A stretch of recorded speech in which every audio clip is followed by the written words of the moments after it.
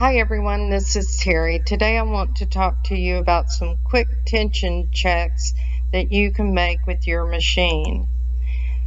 In my Facebook group, Just Stitching with the Brother Luminaire, 3 of the most common causes of tension problems that I read about are related to either the incorrect needle and thread size, which typically causes not only tension problems but also splits the thread. Also, the upper thread is not seated correctly in the tension disc, and that's related to how you thread your machine, or the bobbin thread's not seated in the bobbin tension. Looking at your needles, you want to make sure you choose the correct needle size for your project. With the 40 weight embroidery thread, the 7511 embroidery needle is generally ideal. That can depend upon the type of project that you have, though. So if you have a project that is thick, like quilting, perhaps you may need to move up one size with the needle.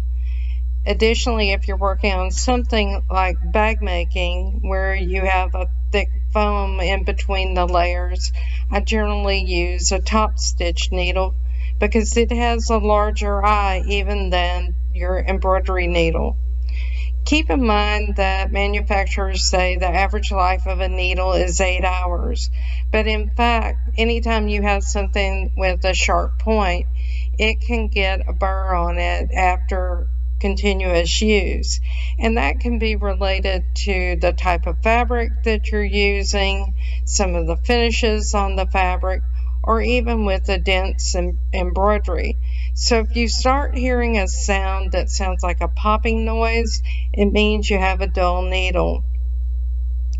Broken needles are often caused by catching on either the thread holder or the spool pin where you place your thread, and that's because you have an end cap that is incorrectly sized, or you don't even have one on the machine that's holding your thread. There are also cuts in the tops of some brands of threads, so that's one reason that it's important for you to use an end cap that's larger than that spool so that your thread will not get caught in the cut on the end of the spool. You also need to make sure that you have enough room for your thread to spin on that spool pin, so don't jam the end cap so far into the thread that it can't turn easily. And then when you're looking at the larger cones of thread, a lot of them have bottoms that either snap off or they are kind of a plastic or rubber product that opens up, and some of those actually have like a small indentation, and what happens is the thread gets caught on that, and when it does, it will cause your needle to snap. So these are some of the ways that I tell people to avoid having broken needles, is to check all of these things. Another thing that can happen, and I actually did this, is let's say that you're using the same thread on the top and bottom. And I often do this whenever I'm working on quilt embroidery. So I wind the bobbin thread going through the bobbin pre-tensioner, but then if I get busy and I'm not paying attention, if I don't take it out of that pre-tensioner, I can tell you without a doubt you'll get a couple of beautiful stitches, then they'll become extremely tight, your thread will break, and so will your needle. That took me about 3 needles that were broken in a row before I figured that one out. So let's talk about correct upper threading. I mentioned earlier to make sure that you're using a spool cap that's slightly larger than the spool. If you use one that's smaller or not much larger, what can happen is that the thread can get caught on that spool pin.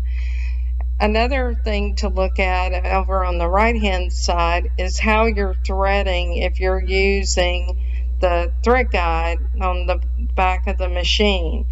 I always make sure that I'm placing my spool in a position so the thread is coming off the right way from the spool of thread, and then also that it's going through the thread guide. Now, I know a lot of people don't use that thread guide, but I do. You can also have problems where your upper thread's not seated in your tension disc. And when that happens, you actually end up with what we call a bird's nest. Now, many years ago, I had an embroidery machine that would allow you to start embroidery without having the presser foot down. And immediately, because there was no tension at all, I would end up with huge bird nests. What's nice about our machine is you have to have the presser foot down. So if there's no tension on the upper thread, it's because it's not into the tension disc and they're not closed. The fix is to hold your thread with both hands when you're threading and tug it on the end to seat the thread. And of course, I'm talking about when you have your presser foot down. You can't thread your machine. So you need to thread your machine with the presser foot up so that those tension discs are open. If your upper tension is too low, the problems can be found on the bottom side of the fabric. The bobbin thread is actually pulling the upper thread to the bottom. So what you need to do is rethread and make sure you're holding your thread with both hands and you get it into the tension disc. And if the tension remains too loose, then go ahead and tighten or increase the upper tension. I typically increase the upper tension by one whole number. If your upper thread is too tight, the symptom is a continuous line of thread on the top, and you can see where the bobbin thread has been pulled up to the top. So the cause of this is typically caused by no tension in the bobbin area or not enough tension. One of the fixes is to rethread the bobbin thread. So make sure as you're rethreading that thread that you hold your finger on the bobbin and follow the correct path as you're threading, because this takes the bobbin thread through the tension. Now sometimes, as Kathy mentioned in her video, you can get lint in that little tension spring on your bobbin case. You can use like a straight pin to clean it out or a business card. If cleaning out the bobbin case doesn't work, you can always use your auxiliary bobbin case and tighten the tension with it. Just remember, righty-tighty, lefty-loosey. There are some thread spools that can catch your thread and cause incorrect tension because there's resistance, but it can also snap your needles. Like the Aurifil thread that you see in the picture here, the caps can be removed from the bottom. Each of the spools, and in this case they're all orange, indicates the weight of the thread. You can remove that orange cap on the bottom to find the start of the thread, and when you replace it, just don't jam it up so tight against the bottom that your thread doesn't come off the spool easily. In the example on the left, it's an ice cord thread. Now this has like a rubber bottom that you actually pull open. It allows you to keep the ends of your thread neat so that they're not loose in your thread box. But if, for instance, you don't close the bottom of that spool all the way, it can catch in that area as the thread is coming off the spool. The same is true for the pace setter thread that you see in the middle. Now my pace setter threads actually have a gray spool, and on the pace setter thread the indentation is actually rougher than what you see on the isocord thread. So with that, it catches on that rough area and it'll snap the needle very quickly. On the spools that you see over on the right, you'll see that those spools actually have, in some instances, a cut where the end of the thread is found. And initially, when you buy it, what you do is you pull away that piece of paper so that you can get to the end of the thread. Well, what happens is if you don't have a spool cap that fits correctly, the thread can get caught in that cut and it will create bad tension, and it will also snap the needle. There are also some spools that, such as the one that's on the green thread, where the little indentation around the edge of the cap is where you place your thread so that it holds the end. And in some instances, those come off completely. So you need to make sure that you have the right size end cap to prevent problems. In closing, one of the things that I always tell people is if you have a tension problem, always rethread your machine. And I always look at where the problem is. Again, if your thread is laying flat on the top and you see the bobbin thread, the problem is coming from the bobbin. If your top thread is being pulled to the bobbin, then it means that you don't have enough tension or any tension on the top thread. So make sure you rethread the top. And one of the things about our machine that I love is that we have electronic tension. So generally speaking, most of the time when I'm addressing tension, I am going to change the top tension to correct it. That is, if I've already gone through and rethreaded my machine and I know it's not a threading issue.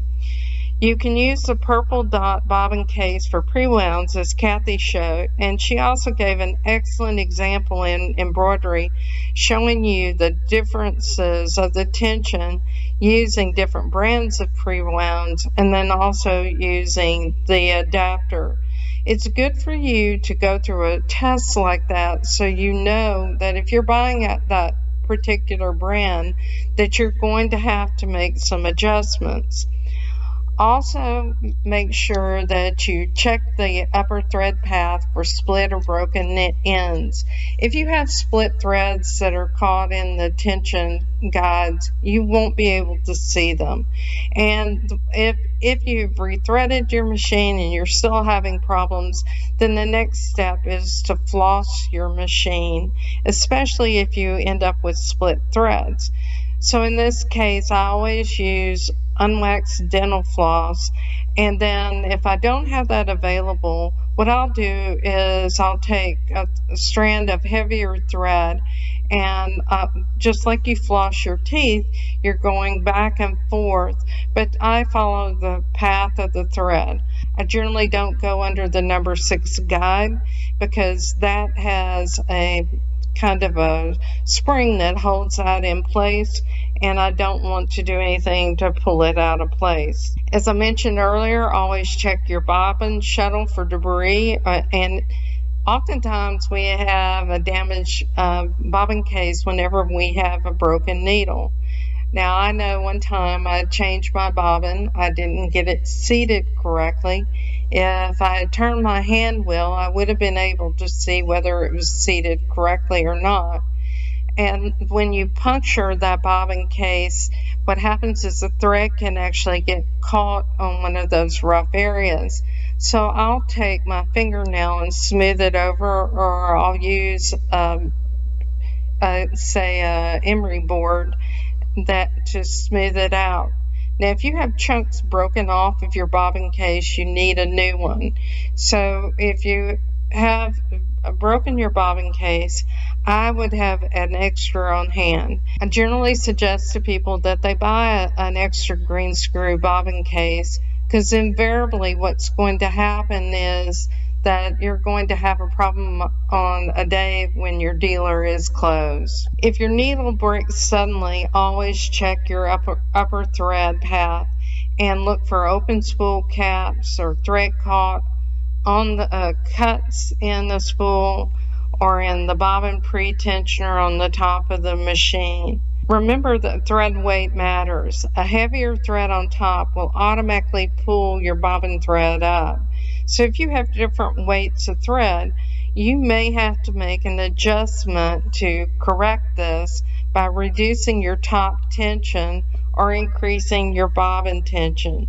Just remember the green screw bobbin case is preset at the factory for embroidery and the thread that was supplied with your machine. I hope this video and the videos that we recorded helped you. As always, if you have questions, let us know. Thanks and have a good day.